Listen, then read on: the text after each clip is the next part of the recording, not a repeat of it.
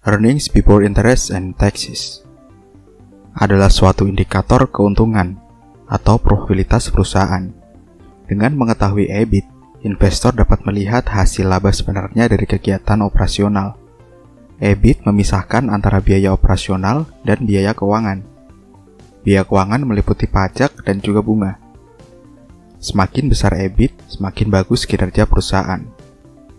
Formulanya adalah revenue dikurangi cost of goods sold dikurangi operating expenses, atau lebih mudahnya net income ditambah interest dan ditambah pajak. Dalam laporan keuangan Anda dapat menemukan di laporan laba rugi di bagian operating income.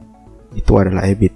EBIT juga dapat digunakan untuk mengetahui beberapa rasio penting lainnya, yaitu EBIT margin ratio.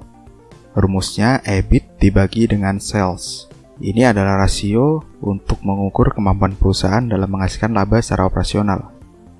Kemudian ada EBIT interest coverage, yaitu EBIT dibagi dengan interest, di mana rasio ini digunakan untuk mengukur kemampuan perusahaan untuk membayar bunga.